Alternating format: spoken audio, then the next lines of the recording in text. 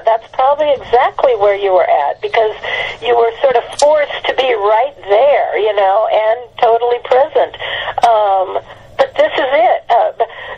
Fortunately, the child is unabandoned and unrestricted in that, sort of, there's nothing making it be present in that sort of sense of being in a battleground, but it is the very same essence, you're right, and it does see everything everything comes alive, like when you were a little kid, and, I don't know if all little kids do this, I suppose they do, but it's like everything has a life to it, like rather than the life goes out of matter, it's like now the life is in matter even more so. It's like everything comes alive. You know how your teddy bear was real and your little men that you played, on the played trucks, and the little guys you had war with, everything became real.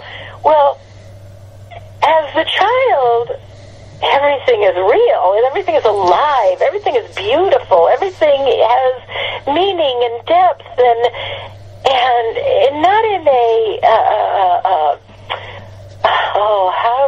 how would you explain that? But it's the holiness of everything, I guess. For me, I know how sacred everything is, not in a sense of, it's sacred, don't hurt it, but in a sense of it's alive, it's sacred, it's God's presence as everything, and you just kind of walk through your world with much more, it's love, I guess. It's the child, the child does love unconditionally, that sort of innocent love of all the little things, all the beautiful little things, and you can talk to your car, and your car hears you. It's that kind of thing, and I don't mind doing it because it's real. It's love. It's the joyful child. My mother, when we were little, this is a long time ago, because I'm getting old, but she had an old, it was an old car then, but it was an old 1937 Chevy, and this was like in, the 50s, and we loved that old car. It was just her car, and my dad, of course, had his nice car, and she had this old Chevy, and she'd take us to the beach, and the beach, you had to go down this big steep hill to get to the beach, and we'd pile all of our towels and our picnic baskets and everything, because we lived right near the beach. It wasn't that far from the ocean. So we'd drive down the hill with all of our stuff, and when we'd go up the hill, she would always say, "Okay, kids," she'd say, "Let's get this car getting up the hill," because it was a steep hill. This was an old car, old stick shift, and so we'd all pile in, and we'd go up the hill, and she'd say, "Okay, let's do it." And we'd go, "I think I can, I think I can, I think I can." And we'd go up this hill to the top, and every time we'd get to the top, and that childlike joy comes back, it's like, yeah, the little car heard us. The little car knew, we're all in there going, "Come on, baby, you can do it," And that joyfulness to me is, that's it, when you get to live again like that and feel that joy of aliveness of everything, and that's what Bill's talking about, and that's what I discovered, and it is so simple, it isn't complicated, it isn't intellectual, and yet it can be as intellectual as I need it to be, so. Well, that was it's recording. Oh my goodness, it's funny. It's really cute what you bring out. Thank you, Rich. It's really fun. Never in my life did I think I'd be telling that story. Oh, what a joy. Well, it takes a lot to get me speechless, but that is, you took me there. I was with you. From an intellectual standpoint, there are two things I want to talk about. The mind would tend to say, well, that's silly, this stuff's all dead matter. But if you really understand that it's all one thing, and ultimately it's all God, however you define God. Probably the best way to say it is consciousness or awareness, and I'll do my little Genesis thing, a real short form of it. We got absolute, we have the absolute infinite potential to be in any and all things at all time and space. There's a movement in that provides both a focal point and a mirroring mechanism that allows, or a leverage point that allows all that infinite potential of the Father to become actual in time and space, all at one time from Alpha to Omega. And essentially it expresses these attributes and divine attributes and qualities as states of energy, particular patterns that come and go. The thing that doesn't come and go in terms of creation or existence is the vibratory energy. Well, that vibratory energy is what? It's vibrating awareness. That essentially means the energy itself is intelligent, it is alive, and you're talking to the car is legitimate at that level.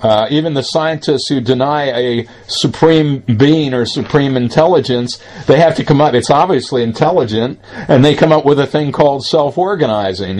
Now we're sort of saying it magically, somehow internally knows how to organize itself at the level of a whole. Well, that's sort of a bit of a cop-out, because, it's self-organizing from the inside out because it's living intelligence. That's right. You said it exactly, beautifully explained what I was saying. Yeah, it is living intelligence, and it is consciousness, and yes, that's how you start seeing everything as alive. And you're right, it isn't in the stuff, in matter, but matter is the aliveness of it. Matter is the information being existent and appearing to be there as everything. Extraordinary, just extraordinary, this whole experience, life itself.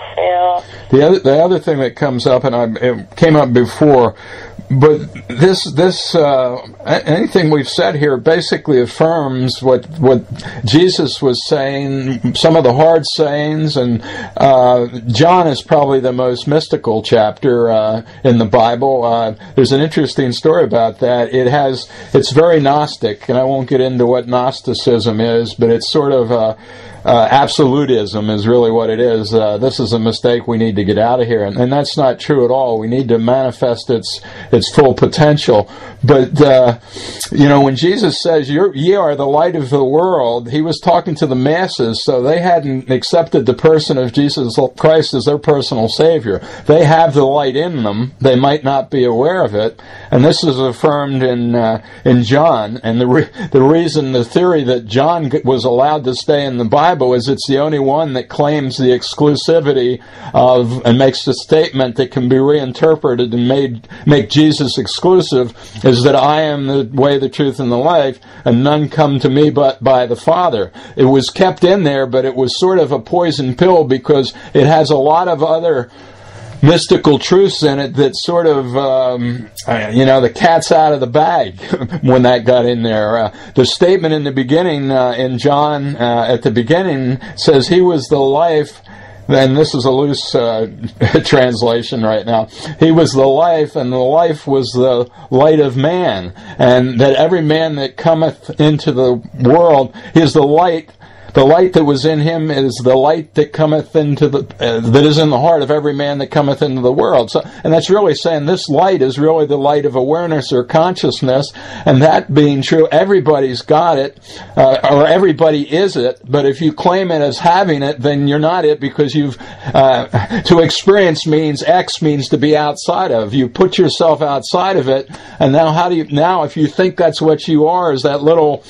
As Alan Watts used to say, that little ego sense of self in a bag of skin, how do you expand and realize that you are in fact the light that is the awareness of that you are the seeing. And the beautiful thing about the balance point, the threshold between the spirit and the flesh, is the looking both ways at the same time and seeing the totality, seeing the background and the foreground all at one time. We're sort of fixated on the foreground and we're totally oblivious to the background. But to experience relativity, movement, and vibration, there has to be a still field everywhere present to know it in terms of, and we've sort of lost that, but it's all throughout the Bible if you have the eyes to see it. I look for truth as a common thread, and I can pretty well see it anywhere. I've seen it everywhere for a long time. With me, it tends to have been kept in a box as a conceptual understanding. Recently, with my direct interface with you and folks like you, it's really leaking out into my everyday life, and my wife says amen. Yeah, exactly. And that's why I think you don't have to worry about saying, that light in me, I don't want it to get stuck on ego, or don't even worry about it. Just be that light. Just let it shine. It doesn't, ego, what it gets stuck on, whether you think you're it, or just let it be. You'll see. It naturally, it's like the water that just begins, that helps us to just begin to bloom. I mean, when you understand those words that you were saying that John said, that I am the light, the truth, the way, that is, he was pointing to that within each of us. And so you get it confused with, it doesn't matter. It will bloom. There is no separation. There is no real ego that can hold anything back. It's just so natural. Once you get a glimmer of that, you start to put it to practice, and you start to live it, and you take some steps being it. You see what it means, and you don't have to struggle trying to separate ego from it, or saying your ego might get a hold of it and misuse, or I don't know. It's just it's a power that just begins to unfold when we recognize what it is, and I guess just not getting too hung up on that whole ego thing. I think we have to kind of let that go a bit. At least for me, from what I understand, how I understand that, just sort of clears up on itself. It just the more you just kind of stay in the waters of this truth, and you just kind of keep living it, and you just kind of put it into your life and put it to practice. Whatever was ego, just sort of I don't know, it just kind of vanishes or something. You don't have to worry about it. It works on its own. It sort of loses its stranglehold over your attention. Yeah, maybe that's it. That's probably it. I don't know. But I do know it vanishes on its own. You don't have to struggle with it. I mean, there was a point where, on my little journey, where I just went, wait a minute. What do you mean? I get to be me? I really get to be me? And that was like, wow, how beautiful. Of course I do. Because the me that God made me to be is a beautiful me. It's a perfect me. Don't try to get rid of something. It's that, again, back to those words in the Bible, be careful when you're trying to, weed the wheats from the tares. I mean, you don't know what you're throwing out when you're trying to discard parts of yourself, or the parts you think don't belong, or what is an ego? You can't find it. You don't know what it is. It's just let it go. Don't worry about it. It's just be what you be. Accept the grace of God that you exist, that you are, that you're present, that you can't be present without being what God is being. It's right here. We don't have to go through all that. We don't know what we're throwing out anyway. Just be it, and be be who God gave you to be, and it'll be quite different and unique than the other guy. You won't be all be the same, it won't all be the same. As a matter of fact, we all become more unique and more and different and like that distinction again, Every single person has his own little sparkling glimmer of the beauty that each of us are in a very individual way. And as we find our individuality, that gets back to my